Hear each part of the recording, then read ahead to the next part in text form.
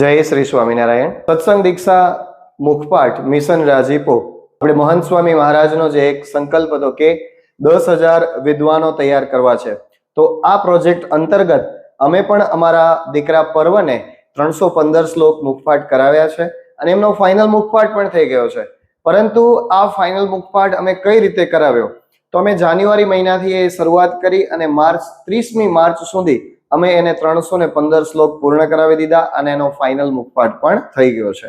પરંતુ આજે જાન્યુઆરીથી લઈ અને માર્ચ સુધીની જે શ્લોક તૈયાર કરાવવાની જે યાત્રા છે, એ કઈ રીતે અમે એને શ્લોક તૈયાર કરાવ્યા, કેટલું ઝડપથી અમે એને શીખવાડ્યું, મેં શું મદદ કરી, મારા પત્નીએ એને કઈ રીતે શીખવાડ્યું, એ અમે આ વિડીયોના માધ્યમથી આપ સૌને બતાવવા માંગીએ છીએ, જેથી કરી અને આ વિડીયો એ ઘણા બધા નાના બાળકોને ઉપયોગી થઈ શકશે અને એમને પ્રોત્સાહન મળશે કે કઈ રીતે શ્લોકો પાકા કરવા. તો હવે આપણે નિહાળીએ કે અમે પર્વને કઈ રીતે શ્લોક તૈયાર કરાવ્યા એ આપણે જોઈશું. જય સ્વામિનારાયણ પર્વ. જય સ્વામિનારાયણ પપ્પા. આજે આપણે શ્લોક નંબર 44 થી શરૂઆત કરવાની છે. તો પહેલા હું તને શ્લોક સમજાવી દઉં છું અને પછી આપણે એનો મુખપાઠ કરીશું. ભગવાન સર્વકર્તાસ્તિ દયાલુહુ સર્વરક્ષક. એટલે ભગવાન છે ને એ શું છે? સર્વકર્તાસ્તિ. સર્વકર્તા એટલે ભગવાન જ બધું કાર્ય કરે છે. ભગવાન દયાળુ છે, સર્વરક્ષક છે એટલે કે બધાના એ રક્ષક પણ છે. સ એવ નાશક એટલે કે એ આપણા બધા સંકટ દૂર કરનારા છે, દુઃખ દૂર કરનારા છે. સર્વ સંકટાનામ સદા મમ એટલે કે ભગવાન છે ને એ આપણા બધા જ પ્રકારના સંકટ છે એ દૂર કરનારા છે. મમ એટલે મારા સંકટ દૂર કરનારા છે. તો ચલો હવે આ શ્લોક હું તને પહેલા બોલાવું છું, તારે પછી બોલવાનો છે અને પછી ધીમે ધીમે યાદ કરવાનો છે. ભગવાન સર્વકર્તાસ્તિ ભગવાન સર્વકર્તાસ્તિ દયાલુઃ સર્વરક્ષક દયાલુઃ સર્વરક્ષકઃ સ એવ નાશકઃ સ એવ નાશકઃ સર્વસંકટાનાં સદા મમ. સર્વસંકટાનાં સદા મમ. હા, હવે આપણે આ શ્લોકને કોશિશ કરીશું યાદ કરવાની. તો ભગવાન સર્વકર્તાસ્તિ, હવે બબે શબ્દો યાદ રાખીશું. ભગવાન સર્વકર્તાસ્તિ, પછી બીજા બે શબ્દ દયાલુઃ એન્ડ સર્વરક્ષક. બરાબર, એટલે પહેલી લાઈન તૈયાર થઈ જશે. ચલો બોલો હવે. ભગવાન સર્વકર્તાસ્તિ દયાલુઃ સર્વરક્ષકઃ.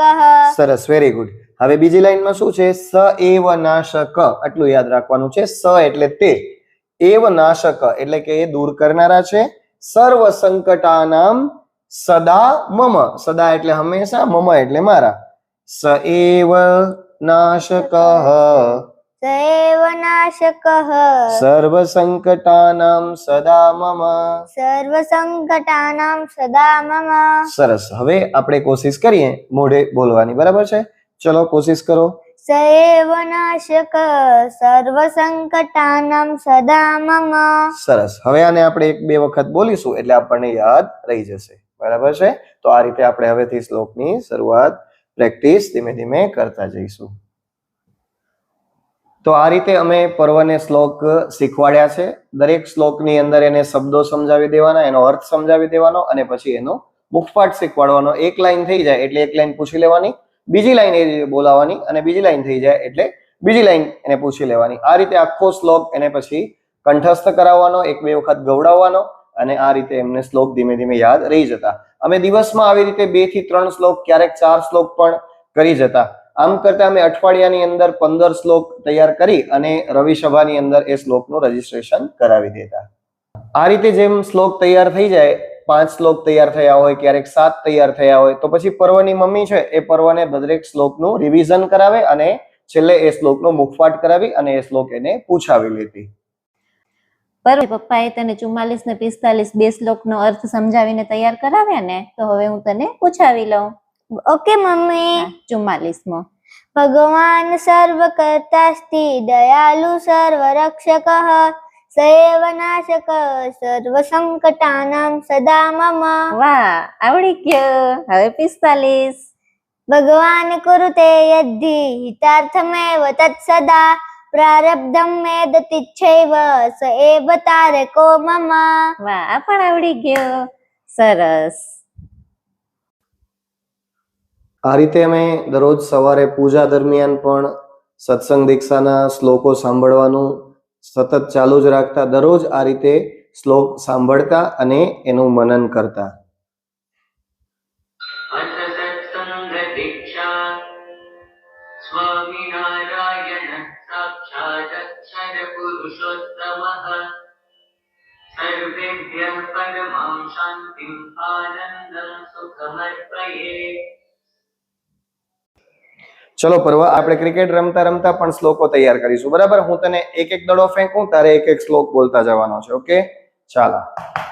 Very good. સર્વં દુર્વ્યસनं ત્યાજ્યં સર્વૈ સત્સંગિભિः સદા અનેક રોગ દુઃખાનાં કારણં વ્યસनं યતઃ સુરાભંગાતમાલાદિ યદ્યદ્ ભવેદ્ધિ માદકં તદ્ભક્ષયેદ્ પિબન્નૈવ ધૂમ્રપાનમપિ ત્યજેત. Very good, excellent. હા, સરસ. ચલો.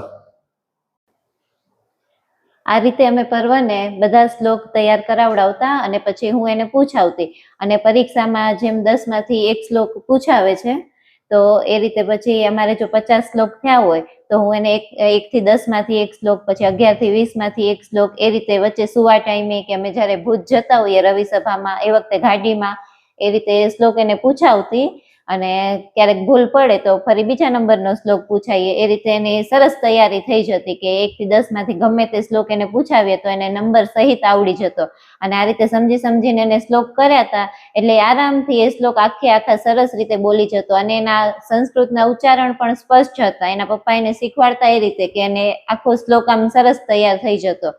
તો આ રીતે જયારે અમે એને જોડે બેસીને શ્લોક તૈયાર કરાવતા ને ત્યારે એ શ્લોક એને આમ તરત વધારે ઝડપથી યાદ રહી જતા. એ એકલો કરે એના કરતા એના પપ્પા અથવા તો હું એની સાથે બેઠા હોઈએ અને જોડે જોડે શ્લોક તૈયાર કરાવવામાં એને મદદ કરીએ કે જોડે બેસીને આપણું કામ કરીએ તો એ સરસ સારી રીતે ઝડપથી શ્લોક તૈયાર કરી શકતો હતો.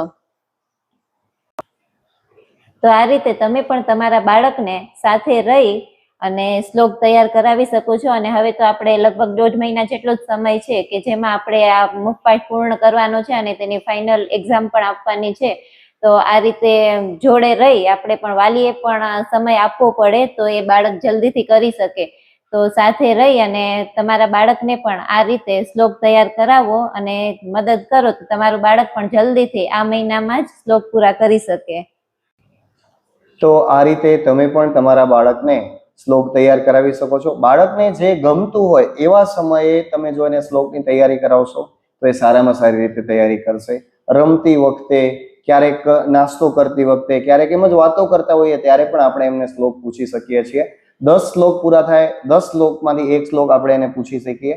તો આ રીતે જો તમે એક વાલી તરીકે, તમે માતા પિતા તરીકે જો તમે બાળકને મદદ કરશો, એને સાથ આપશો તો બાળક બહુ જલ્દીથી શ્લોકો તૈયાર કરી શકશે. હવે તો બહુ ગણતરીના દિવસો જ બાકી રહ્યા છે, તો તમે એક માતા પિતા તરીકે તમે પણ તમારા બાળકોને સાથ સહકાર આપો અને ઝડપથી આ મિશન રાજીપો જે આપણો પ્રોજેક્ટ છે એની અંદર જોડાઈ અને બાળકને વિદ્વાન બનાવો એવી મહારાજ સ્વામીને પ્રાર્થના. જય સ્વામિનારાયણ.